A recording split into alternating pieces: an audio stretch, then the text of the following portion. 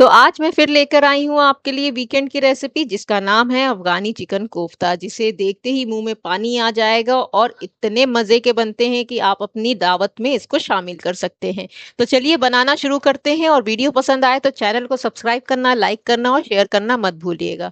तो hey everyone, welcome back to my channel lime and life with SRK। तो यहाँ पर हमें बनाना है कोफ्ते का मसाला। तो जिसके लिए मैंने यहाँ पर ले रही हूँ काली मिर्च, खड़ी धनिया, सौंफ और जीरा, जिसको मैंने हल्का सा रोस्ट कर लिया है। और रोस्ट करने के बाद इसको ठंडा कर लीजिए, और फिर इसको हमें दरदरा सा मतलब पीस लेना है। तो मिक्सर में या फिर जिसमें भी आपको पीसना उसमें आप पीस सकते हैं, और बना के रख दीजिए साइड में। फिर एक चॉपर लेंगे, चॉपर में हम डाल देंगे लहसुन, अदरक, हरी मिर्च, और फिर डाल देंगे धनिया, थोड़ा सा पुदीना, और इनको भी चॉप कर लेंगे। अच्छा, मैं यहाँ पर थोड़े लार्ज अमाउंट में बना रही हूँ, तो थोड़ा सा वीडियो भी आपको लॉन्ग ही लगेगा, क्योंकि बहुत सारा मैं बना रही हूँ। यहाँ 2 किलो कीमे का मैं बना रही हूँ, तो उसी के हिसाब से मैं चीज़ें भी ले रही हूँ। आप अपने हिसाब से क्वांटिटी कम या ज़्यादा कर दीजिएगा। अब जो मेरा धनिया वाला मसाला था वो चॉप हो गया है, फाइन चॉप करना है लेकिन पीसना नहीं है। अब साथ में मैंने ले लिया था प्याज, उसको भी मैंने चॉप कर लिया है। तो जितना भी आपने बनाना है उसके हिसाब से आप प्याज ले लीजिएगा। अब यहाँ पर मैं ले रही हूँ चिकन का कीमा, और उसको भी मैंने इस चॉपर में डाल के अच्छे से महीन चॉप कर लिया। जो हमारे कोफ्ते का जो कीमा होता है ना, वो थोड़ा सा हमें पीसना होता है, तो उसी के हिसाब से आप लीजिएगा।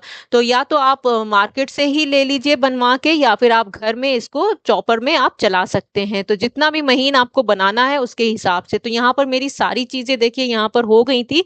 अब जो हमने मसाला अपना बना के रखा था ना, वो हम इसमें ऐड कर देंगे।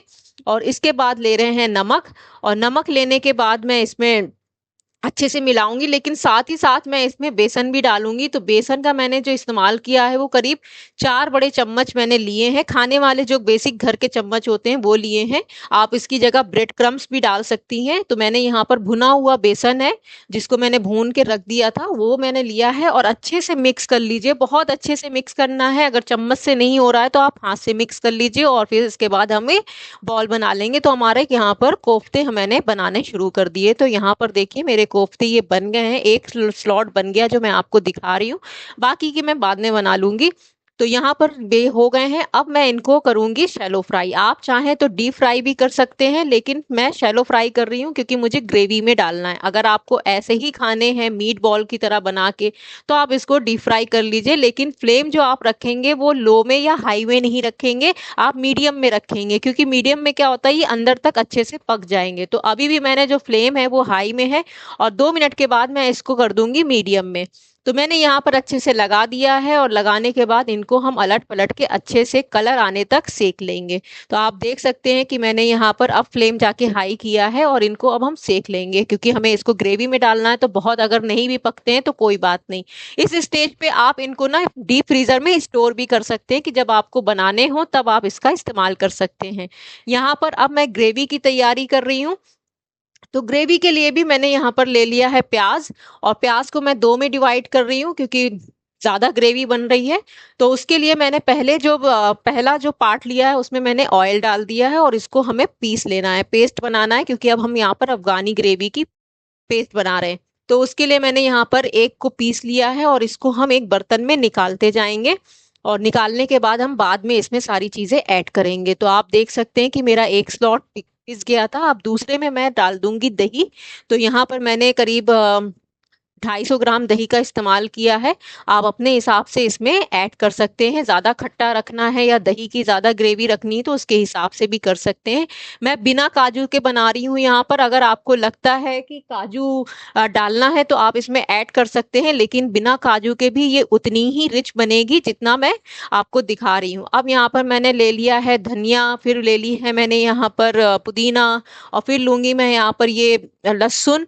और लहसुन के बाद मैंने लिया है यहाँ पर अदरक और हरी मिर्च का, जो मैंने क्यूब बना के अपने स्टोर करके रखती हूँ, मैं उसका इस्तेमाल कर रही हूँ। और थोड़ा सा मैं तेल डाल के इसको बहुत अच्छे से पेस्ट बना लूंगी। तो थोड़ा सा मैंने पानी भी डाल दिया ताकि ये बहुत अच्छे से पिस जाए। और जब ये पिस जाएगा तो हम इसको भी इसी पेस्ट में डाल देंगे। तो आप थोड़ा सा पानी भी जार में डाल दीजिएगा ताकि सारा निकल आए, क्योंकि मैंने ज़्यादा पानी नहीं डाला था। अब इसके बाद हम सारे मसाले अपने मिला लेंगे। तो मैं यहाँ पर ले रही हूँ हल्दी। इसमें हल्दी बहुत ज़्यादा नहीं जाती है, हल्का सा कलर उठाने के लिए हल्दी डाला जाता है। साथ में मैं ले रही हूँ धनिया, तो पिसी धनिया का इस्तेमाल कर रही हूँ। फिर साथ में मैं ले रही हूँ ज़ीरा पाउडर, और ज़ीरा पाउडर डालेंगे। उसके बाद हम इसमें डालेंगे गरम मसाला। तो गरम मसाला भी बहुत ज़्यादा नहीं जाता, क्योंकि इसमें फ्लेवर जो होता है वो धनिया पुदीने का ही होता है। अब बस इनको हमें अच्छे से मिलाना है। साथ में मैंने डाल दी इसमें कसूरी मेथी, और अच्छे से इनको मिक्स कर लीजिए।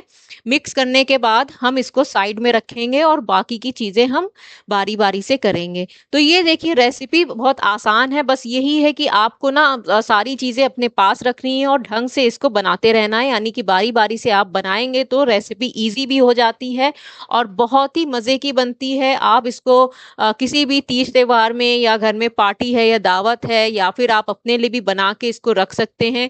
ग्रेवी भी आप इस तरह से बना के और क्यूब में जमा के रख दीजिए, और जब भी आपको ये अफगानी ग्रेवी का इस्तेमाल करना है तब आप इसको कर सकते हैं। अच्छा, मैं इसको तेल और घी दोनों मिला के बना रही हूँ। आप इसको अपने हिसाब से बटर में, तेल में या घी में, जिसमें भी बनाना चाहते हैं उसमें आप बना सकते हैं। तेल जब गर्म हो जाएगा तो उसमें मैंने तेज पत्ता, छोटी इलायची और दालचीनी डाल दिया था, और जो हमारी ग्रेवी है वो डाल देंगे। और इसको अब हमें पकाना है, क्योंकि हमारी ग्रेवी बिल्कुल कच्ची है। तो इसको हमें बहुत अच्छे से पकाना है। बिल्कुल तेल जब सेपरेट हो जाएगा तब तक हमें इसको पकाना है।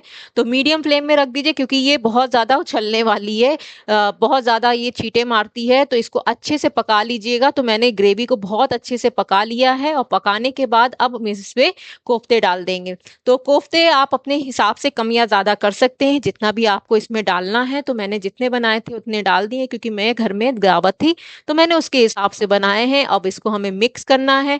अब इस दौरान आप नमक भी टेस्ट कर लीजिए, क्योंकि हमने नमक नहीं डाला है ज़्यादा, क्योंकि कोफ्तों में है, ग्रेवी में नहीं है। तो उसके हिसाब से आप नमक डाल दीजिए इसमें।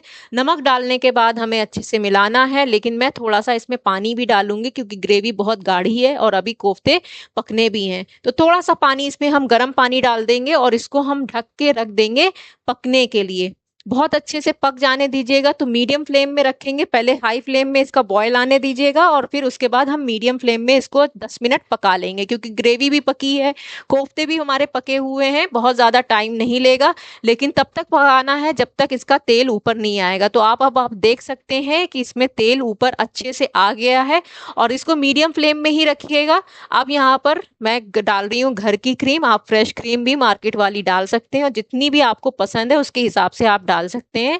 तो मैंने इसको डाल दिया था, और ढक के मैंने वापस से 2 मिनट रख दिया, ताकि ये क्रीम अच्छे से पक जाए। तो यहाँ पर देखिए मेरा जो अफगानी चिकन कोफ्ता करी है वो बिल्कुल तैयार है सर्व करने के लिए। अपने अंदाज में, अपने तरीके से इसको सर्व करिए, चावल के साथ, बिरयानी के साथ, या रोटी, नान, पराठा, किसी के साथ भी इसको सर्व कर सकते हैं। बहुत ही अच्छे लगते हैं खाने में। तो एक बार तो ट्राई करना मस्ट है। तो आई होप ये रेसिपी आपको पसंद आई होगी, और अगर रेसिपी पसंद आई है तो मेरे चैनल को सब्सक्राइब करना, लाइक करना, शेयर करना मत भूलिएगा। और अब मैं मिलूंगी आपसे नेक्स्ट रेसिपी के साथ। तब तक के लिए थैंक यू।